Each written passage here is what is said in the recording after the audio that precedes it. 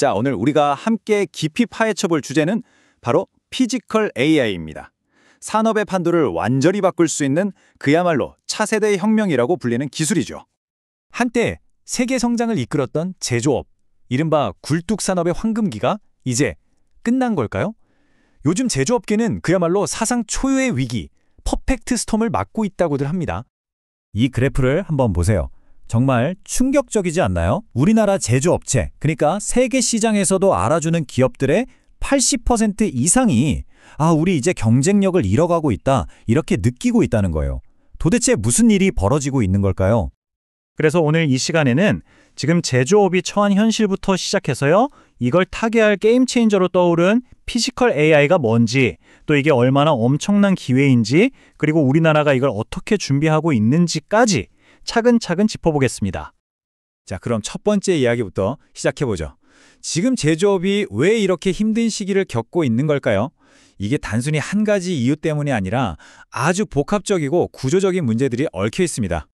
이게 한두 가지 문제가 아니에요. 우선 사람이 없어요.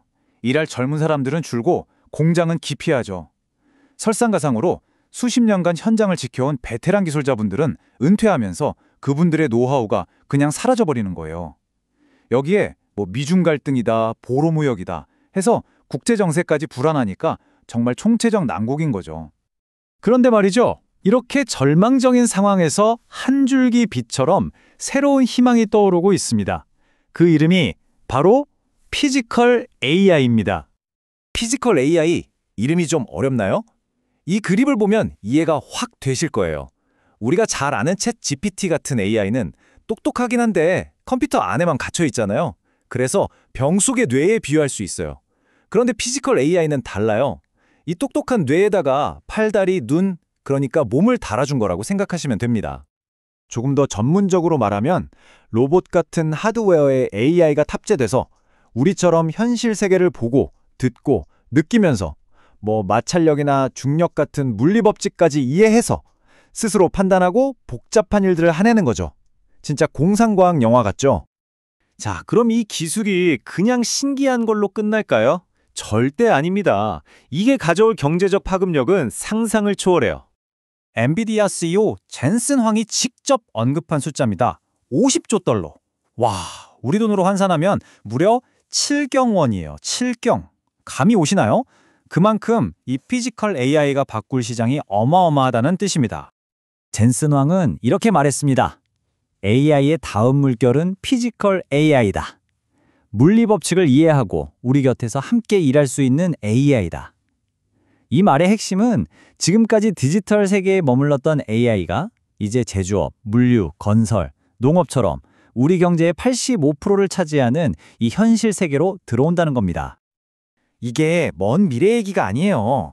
보세요. 중국 샤오미 공장은 사람이 한 명도 없어서 불도 안 켜고 24시간 스마트폰을 만들고요. 일본 화학 공장에서는 로봇이 로봇을 만들고 있어요. 심지어 네덜란드 필립스 공장에서는 로봇이 고장나기 72시간 전에 저 곧 고장날 것 같아요 하고 미리 알려준대요. 정말 놀랍죠? 자, 이런 거대한 변화의 흐름 속에서 제조업 강국인 우리나라는 과연 어떤 준비를 하고 있을까요? 위기를 기회로 바꾸기 위한 국가적인 전략을 한번 들여다보겠습니다. 일단 우리의 현주소를 정확히 알아야겠죠. 강점은 분명해요. 전 세계에서 로봇을 가장 많이 쓰는 나라 중 하나고 수십 년간 쌓아온 제조 데이터도 어마어마하죠. 하지만 치명적인 약점도 있습니다. 로봇의 핵심 부품은 대부분 수입에 의존하고요. 더 큰 문제는 그렇게 쌓아놓은 데이터를 AI에 활용하는 기업이 거의 없다는 거예요. 99.9%가 그냥 썩히고 있다는 거죠. 결국 이겁니다. 이 강점은 살리고 약점을 보완하려면 아주 과감하고 체계적인 국가 차원의 계획이 필요하다는 거죠. 그래서 고고서가 제시하는 7단계 실행 계획 중 첫 3가지를 먼저 볼게요. 첫째, AI 따로 로봇 따로 놀지 말고 피지컬 AI라는 큰 그림 아래 하나로 묶는 통합 전략을 만들자는 거고요. 둘째, 아무거나 다 하지 말고 아직 세계적으로 해결 못한 촉각 센서 같은 핵심 기술에 R&D를 집중하자는 겁니다.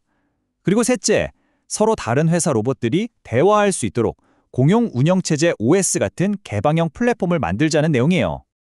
자, 그리고 나머지 4단계는 이걸 실제로 어떻게 실행할지에 대한 내용입니다. 가장 사람이 부족하고 위험한 산업부터 우선적으로 적용하고요. 은퇴하는 장인들의 노하우를 데이터로 만들어서 AI를 학습시킬 인프라를 구축하는 거죠. 그리고 정부가 먼저 재난 대응 로봇처럼 공공 분야에서 써주면서 초기 시장을 열어주고, 마지막으로 정말 중요한 거, 로봇과 사람이 함께 일할 때 생길 수 있는 안전이나 보안 문제에 미리 대비하자는 겁니다. 자, 지금까지 한국의 전략을 살펴봤는데요. 이게 단순히 우리나라만의 이야기일까요? 절대 그렇지 않죠. 생각해보세요. 인구는 늙어가고 숙련된 일손은 부족해지고 글로벌 경쟁은 점점 치열해지고, 이거 사실 우리나라만의 문제가 아니잖아요. 지금 많은 선진국들이 똑같은 고민을 시작했어요. 그렇기 때문에 우리나라의 이 전략이 어쩌면 다른 나라들에게도 훌륭한 참고서, 즉 청사진이 될 수 있다는 겁니다. 이 흐름을 보면 정말 드라마틱해요. 인구 감소라는 국가적인 위기, 즉 최대 약점이 오히려 피지컬 AI라는 첨단 기술을 가장 먼저 도입하게 만드는 강력한 동기가 되고, 결국에는 이걸 통해 누구도 따라올 수 없는 경쟁력을 갖게 되는 이런 선순환 구조가 만들어질 수 있다는 거죠. 약점이 강점으로 바뀌는 순간입니다. 자, 이제 정말 마지막입니다. 이 모든 이야기를 듣고 나니 이런 질문이 남네요. 똑똑한 기계가 우리 옆에서 우리와 함께 일하는 시대가 온다면 그때 노동자란, 그리고 일이란 우리에게 어떤 의미가 될까요? 앞으로 우리가 함께 풀어가야 할 숙제일 겁니다.